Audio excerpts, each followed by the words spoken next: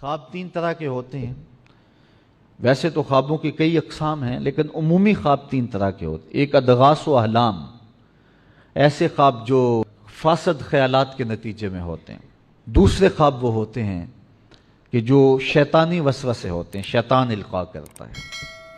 اور تیسرے خواب وہ ہوتے ہیں جو سچے خواب ہوتے ہیں. اچھے خوابوں کے بارے میں حکم ہے کہ وہ صالح لوگوں کو بیان کر دیے جائیں، اور برے خوابوں کے بارے میں حکم ہے کہ وہ بیان نہ کیے جائیں. کچھ خواب ایسے ہوتے ہیں جو فی الفور پورے ہو جاتے ہیں، جس طرح حضرت خزیمہ نے خواب دیکھا کہ حضور میں نے خواب دیکھا ہے. صبح آ کے حضور کی خدمت میں عرض کی، انی اسجد علی جبہتک، میں آپ کی پیشانی پہ سجدہ کر رہا ہوں. حضور کی پیشانی مصلی ہے اور میں اس کے اوپر سجدہ کر رہا ہوں. فاستجا رسول اللہ صلی اللہ علیہ وسلم، حضور لیٹ گئے اور فرمایا صدق رویا کا یا خزیمہ، خزیمہ باقی باتیں بعد میں کریں گے، پہلے خواب کی تعبیر پوری کر لیں. تو کبھی ایسا ہوتا ہے رات کو خواب دیکھا، دن کو تعبیر مل گئی، اور کبھی خواب کی تعبیر پہنچتے پہنچتے اس کی منزل تک پہنچتے پہنچتے برس ہا برس لگ جاتا. اب خواب کچھ محض اوہام وہم کا سبب ہوتے ہیں، ان کے اسباب، ان کے پیچھے جو محرکات ہیں خواب کے وہ اوہام ہیں، فاسد خیالات ہیں، نفسیاتی بیماری ہے. لیکن کچھ خواب سچے ہوتے ہیں. دو باتیں ذہن میں رکھ لیں آج کے اس مضمون میں. نبی جو خواب دیکھے وہ سچا ہوتا ہے، اور خواب میں نبی کو دیکھا جائے تو وہ خواب بھی سچا ہوتا ہے. حضور نے ارشاد فرمایا من رآنی فی المنام فقد رآنی فإن الشیطان لا یتمثل بی، جس نے مجھے خواب میں دیکھا اس نے مجھے ہی دیکھا. شیطان خواب میں آ کر بھی جرأت نہیں کر سکتا کہے کہ میں مصطفیٰ ہوں. جس نے مجھے دیکھا اس نے مجھے ہی دیکھا. حضرت امام بوصیری سوئے، مقدر جاگا، حضور کی زیارت نصیب ہوئی. اللہ اکبر. قصیدہ بردہ لکھا تھا، ابھی تک کسی کو سنایا نہیں تھا. تو فالج زدہ تھے، بیمار پڑے ہوئے تھے. بادشاہوں کے قصیدے ساری زندگی شرف الدین بوصیری لکھتے رہے.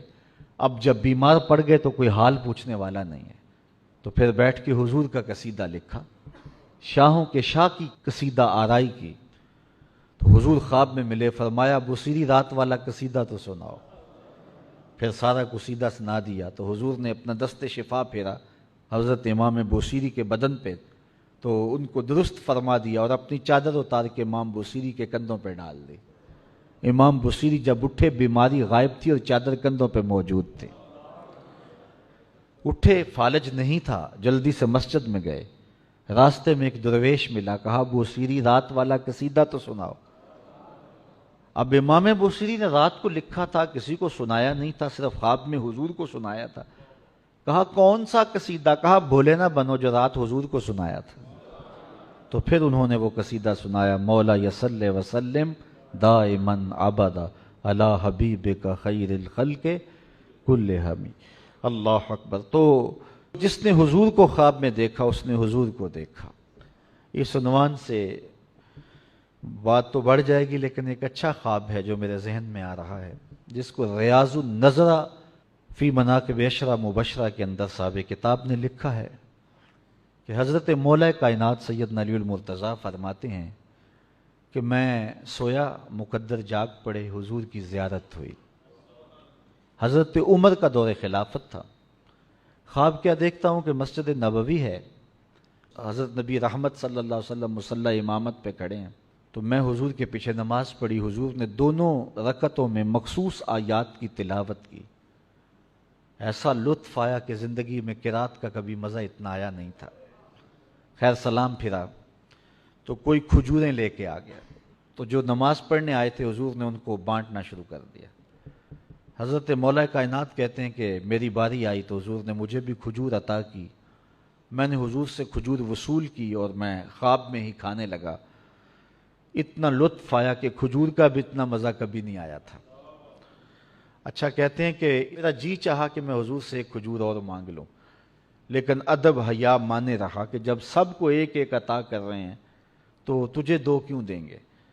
تو کہتے ہیں میں خاموش رہا، لیکن دل مچلتا تھا کہ کھجور ایک اور عطا کر دیں. تو کہتے ہیں اسی اثناء میں میری آنکھ کھل گئی. آنکھ کھلی تو کھجور کا ذائقہ منہ میں موجود تھا.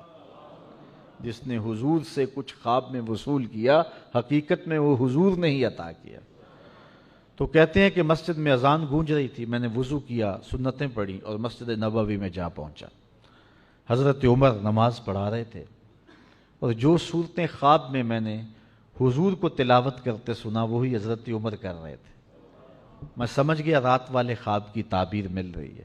سلام پھرا، میرے دل میں آیا شاید کوئی کھجوریں بھی لے کے آ جائے، تو ایک آدمی کھجوروں کا ٹوکرا لے کے آ گیا۔ حضرت عمر بھی کھجوریں بانٹنے لگے۔